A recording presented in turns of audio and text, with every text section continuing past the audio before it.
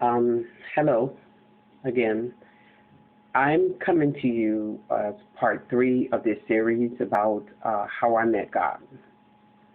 And I wanted to, I guess, start off with, um,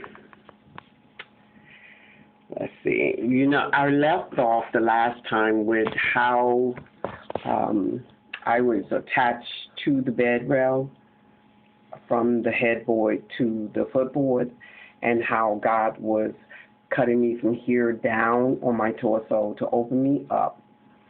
And the things that He took out of me, although very, very painful, were a whole lot of the hurt. I mean, He went into my mind and my heart and removed the gut of bitterness and unforgiveness and pain and hurt that really set me in a place that made me unmovable. He removed the unforgiveness and the blame and all the accusations of what someone did, and or how I've judged Him as being God. I judge Him as people, like how He was through people, how He came through as people, and God is not people. And then as He moved from my heart to my brain, He moved to my gut. And in my gut, He removed so much of unbelief and my lack of self-value, my lack of self-worth, and mostly the untrust that I had. In the core gut of me, there was no hope, there was sadness, there was pain, and He just took it all in unto Himself.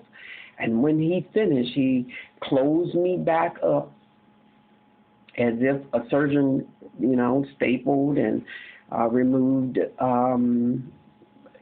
stapled and closed someone up. He closed me up. And when I looked down into my torso, nothing was there. There was no wound. There was nothing. But I felt different. I wanted more. I wanted more of God. It was almost too sweet to be real, I mean, it was sweet. It was so sweet. What God did, in my opinion, was He took out the bad and He put something sweeter in me. And when He did this, He gave me a desire that I never had. I had a desire to want to be in His presence often, more than usual.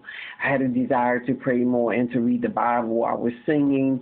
I even got to the point where I wasn't even watching TV. I would play my guitar and sing songs, or I would preach to a videotape or a tape, and I would preach to it. And I was going on like I was in front of an audience preaching, like, and the Lord said, and God wanted us to this. And I did this so much that God and I became lovers. Literally, I fell in love with Him. And I think He fell in love with me. And He gave me an ability to be somebody different than what I was being. I want to also say that the next day, I went to sleep that night after prayer, and God woke me up in the middle of the night, like 5 o'clock in the morning, and I was tired. I was really tired. I mean, I'm not kidding you. I was tired. And God said, I said, get up. And I said, I don't believe this is you, God. See, I'm tired. God said it really strong and firmly. I said, get up and pray. I didn't even know why I needed to get up and pray at 5 o'clock in the morning. And I said in my sleep of days, in my mental state, well, if it's really you, God, put a tree through my window and make me get up. Why did I do that? He must have sedated me, and next thing I know, a big, huge tree comes through my window into my bed, and it was scary. And when I say scary, I hurried up and got on my knees, and I got on that bed as tired as I was. I got to the side of the bed, and I started praying, and at first I thought, okay, I'm going to be obedient, and I'm going to pray, and then I'm going to get back up, and it's going to be over, and I ain't got to worry about it because he'll be satisfied. Well, when I got down on my knees and I started praying, I was there for 2.5 hours, crying, speaking in tongues, just speaking in tongues that wasn't even normal tongues. It was almost the same Greek or Hebrew language that they used in the movie Passion. And I was crying, and I began to pray for my kids, and I began to pray for people I love, and protection and shielding, and just praying. And the next day, I got a call that my son was robbed, and at gunpoint he was robbed, and my daughter, days after, was robbed at gunpoint and dragged into a wooded area, alleyway, and she fought and won and ran. She fought them and ran, and she ran to a friend of hers house who is today her fiance. And I just couldn't, all I could do is just cry. I just cried and thank God, because I would have never thought to get on my knees and pray at 5 o'clock in the morning. But that prayer, God let me pray for my children, for their safety and their protection that night. It's not that God couldn't do it without me. I mean, he could do it without me. It's just that sometimes when you attach to the people you love, sometimes that attachment can break through, intercede, step in for. Like, we are our forefathers' children, and the bloodline of curses and rituals and blessings and non-blessings are all there. So God needed my bloodline to connect to my children to save their life. And he got me out of that bed and asked me to pray. And my disobedience got a tree through the window in fear. And I reverenced him from that point on a little more than I ever did. I reverenced him a lot more than I did before. And at some point, God did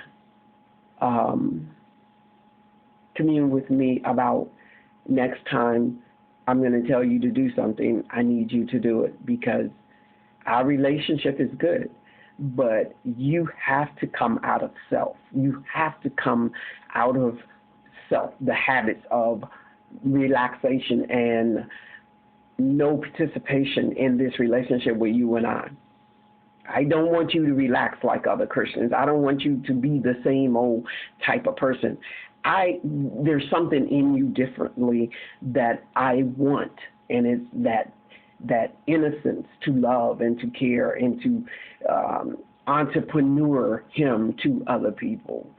And I said, well, I don't know if I have all that power, God, like I don't feel like I got it like that. I mean, people don't even like me. Half the time I'm isolated, and literally I felt like God was telling me I was something that I couldn't even believe that I was. So it got to a point where I began to pray more. I prayed a lot. I prayed like 3 or 4 times on my knees in the daytime, and 3 or 4 or 2 times at night. It just depends on what I was led to do throughout my communion with God at any given time.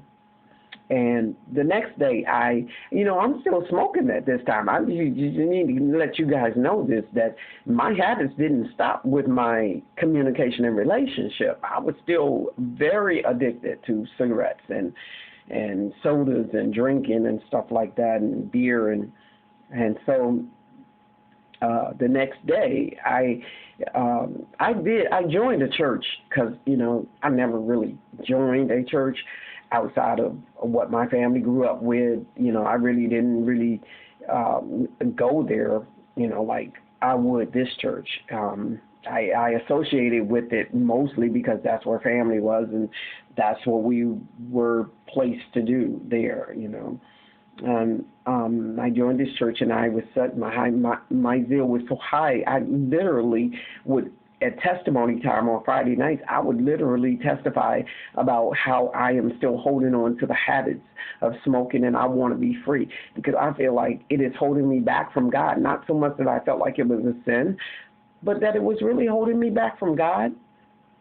And I felt that way because I thought with cigarettes, I thought, wow, if they told me I had lung cancer to this day because of this habit, I would not be able to stop. I would still be smoking myself right to the grave, even with lung cancer, because this thing had me so badly. And that scared me, that something was a God to me over the God I was asking to come into my life. And so that next day, I was watching TBN. I didn't really get into the movies and stuff at that time because I was trying to find God. So everything on TV were related to religious broadcasting. And so one day I saw T.D. Jakes on TBN, and he was preaching, and he was talking about Hagar and Abraham and Sarah and how God was going to give them a child, and they needed to take things in their own hands because they didn't really believe in God. They didn't, not that they didn't believe in God, but it was weird to them that Sarah would give birth, as God informed them that she would at the age of 90-some years old, and it wasn't happening overnight. It was years going down the line, and nothing would happen. So Sarah said, okay, God promised me a child. Maybe it's going to come through my concubine, So she asked her to ask Abraham to go into her and give birth to a child for himself. Well, he did, and he gave birth to a boy, and his name was Ishmael. And so Hagar had a son for Abraham, and this eagerness to go in and do things past what God wanted is what we do. We think we can fix things all the time, and we wind up back in the same situation we was in before we came to God, because we always trying to think if we can't touch it visible, if we can't see it, our faith becomes weak, and we just try to do it ourselves. And what we can't do, we don't believe in. We say we believe in it, but we act like we don't because we don't respond. If I see a ice cream cone and I want it, I'm going to reach for it because I see it and I know it's there. And that's how faith is. Faith is you reach out for something that you don't see is there, but you go ahead and reach for it as if you think it's there because it is there, regardless of what you see. You just know it's there, so you're going to reach for it. And so Hagar was there, and they had a son, and Sarah wanted her gone because Abraham was too in love with Hagar and too in love with her son and paying too much attention to them. And God told her to get rid of him. Told Abraham, if your wife say get rid of him, you got to get rid of him. He was like angry. He was like, God, this is my son, and I have an attachment to this lady.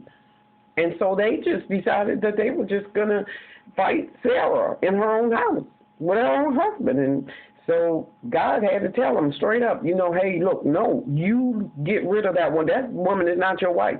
And that boy, you went and had him. I didn't tell you to have him. I told you I was going to give you a son. You didn't wait. Ishmael got to go. And he will have his blessing because he's your son. He will have his. But your son is the one that's going to rule, is going to be the sons of the father of the people that I have planned for to come after this. And so Abraham let Hagar go.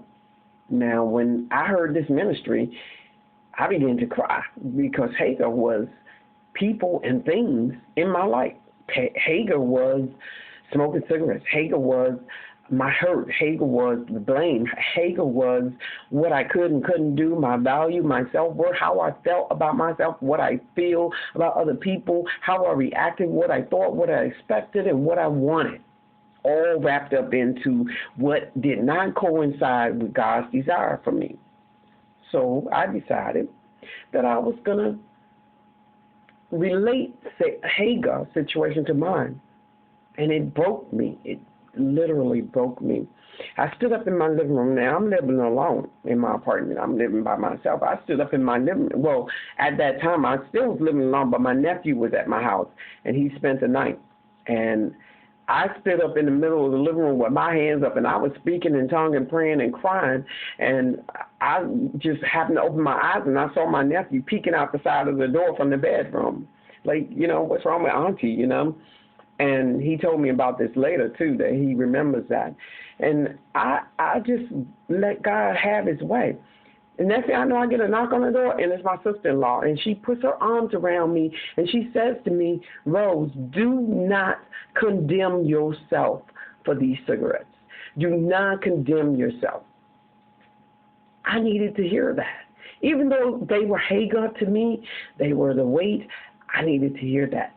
Don't condemn yourself, because Christians were so used to judging. I mean, like, ooh, she smoked. She ain't saved. Ew, why are we going to keep letting her in here talking and testifying if she still doing that stuff? We're so judged by what we're doing. It's our actions to be where we are. At least we're in the church. If you're smoking, at least you're in the church. Don't you stop going to church because somebody in that church tells you that you are not doing the right thing to be saved.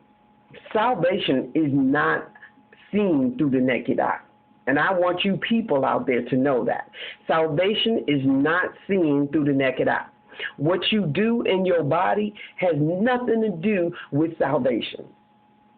Because everything you do with salvation will transform the things outside of you for you, not for everybody else.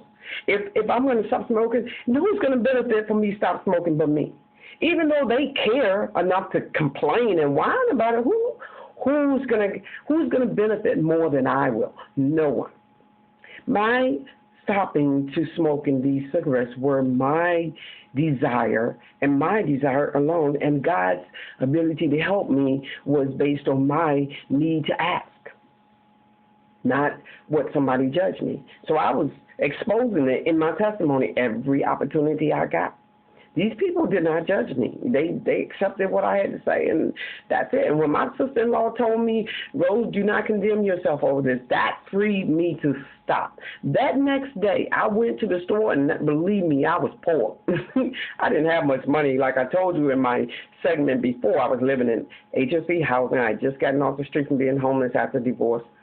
So I really struggled, So I had $57, and I could either buy these box of patches and do whatever I need to do, because God told me, because I asked him, I was like, Lord, how am I going to stop smoking? He said, do whatever you want to do. Do what you got to do, but you will stop, don't worry. I thought I was going to take it upon myself, just like Hagar, just like Sarah and Abraham, and go get these patches. I didn't just trust God to take this habit away overnight. Well, I went and got the cigarette patches, the Nicorette patches, and I paid the $57, and I went without food that week because I paid all that money for these patches. And the first day I put the patch on, I took a shower and found after the whole day had gone, I looked in my clothes and the patches had not stuck on my body, and I had not smoked that whole day. It wasn't even attached to my body. Usually these things leave glue stuck around your skin from where the patch was. There was not one piece of glue. In other words, I'm telling you, that patch wasn't even on me, and I didn't have a desire to smoke that whole day. I said to myself, wow, this is amazing. So the next day, I got up in my routine. I took a shower again, and I put the patch on. That night, I took a shower again. The patch was still in my clothes. I put it in a different place, and it was stuck to my clothes. It actually was stuck to my clothes, y'all. It wasn't even on me, and I didn't even see any glue from the attachment of it. And I said to myself, wow, this is amazing. I don't even have a craving for this stuff. I've been smoking for 27 years. I don't even have a craving for this stuff. It was blowing me away. And so the third day, I didn't give up on patches, y'all, because I paid $57 for this, so I wasn't giving up, even though I hadn't smoked in 2 days, and the patches wasn't there. And so I put the patch on, same thing. Took a shower that morning, put the patch on. Took a shower that night, the patch was not on me. It was attached to my clothes. It was so stuck to my clothes the third day that I literally had to take a blow dry and unstick it from the thing. And I said to myself, hey, if these patches, if they're not on me and I'm not having a craving, I'm not even going to use them anymore. Even though my money was invested, I'm not even going to use them no more. I'm going to trust God that this is happening because he is helping me through this. 27 years, y'all. 27 years of smoking cigarettes and other addictive things. I was able to let it go. When I say let it go, let it go. I was so free that I could not believe how free I became over letting this habit go. People were asking me, how did you do that? How could you just cold turkey quit? I said, it wasn't me, it was God. He helped me because these pastors wasn't even on me. And psychologically, he made me think that I was doing something to help myself by going and getting these patches and stuff. But reality is he had to plan all along to take care of the issue. I just had to trust something, and so he gave me what I needed to trust him. So I trusted them through him, and he tricked me. He tricked me into at least starting something on my own and let him finish it. And it happens that way, too, when you have a relationship with God. Sometimes he'll let you go through your little stubborn ways to do what you're going to do, and then all along he had planned to already take care of the situation. So I just want to tell you guys that God is real, and this is how I met God. God began to show himself in so many ways to me when I first met him. This was when I first met God. I knew God all my life. My dad was a bishop, a preacher of Church of God in Christ in North Carolina all my childhood life. And my mother was the missionary state board, played the guitar, the piano for church. But because of my viewing of God through the eyes of these people who were carrying the reputation of God in a negative way, I didn't want nothing to do with it. I didn't want to have nothing to do with it. So in my mind, I had made up God ain't that. I was hurt by God. I had an energy reader who read my energy, and she said to me, she said, Rosetta, you are bitter and you're angry at God. I said, angry at God? No, I love God. What are you talking about? No, you need to be honest. And as she went to read my energy around my whole aura, or she was placing her hands on the outside exterior of my whole body, reading my energy, and I began to cry because I felt like when she would go past a certain point, it was bringing something out. And she said, you are so angry. You are filled with bitterness and anger, and you are angry with God. You need to forgive God. Whew. Well, she said, this was powerful. I was in that room crying. She ain't no therapist or nothing. She was just a client like me, and she just read people's energy because that's what her job was. And I just asked for a free reading just to see if it worked. I'm not into psychics and stuff like that. She was just that was what she did. And I was in the vicinity where she was getting help, and I asked her to do it for me to see if it worked. And literally it worked, regardless of what people think. And so I had a lot of work to do. And I'm going to stop here because there's a part 5 coming. This is part 4 of how I met God. And I hope that you are getting something out of these testimonies of mine, because the reality is a lot of times we need to hear our story being told by someone who went through the same things we went through, to really see how real this is, because our testimony is somebody else's testimony, believe it or not. My story is somebody else's story. We're all one people. We're all one nation. And when we get together and share certain things, you'll find so many similarities and so many situations that are the same. It would just blow your mind. I want to take this last minute to say I love you. I love you the way God loves you. I love you the way God loved me. And I can't even tell you how much. I don't know you, but I know you exist, and I love you. Love carries us a long way. And I believe God loves you, and he's asking you, personally, he wants you to ask him into your life and to get to know him for who he is. Not worrying about the end of the world, not worrying about all these cosmos and these earthworms and planet crashings.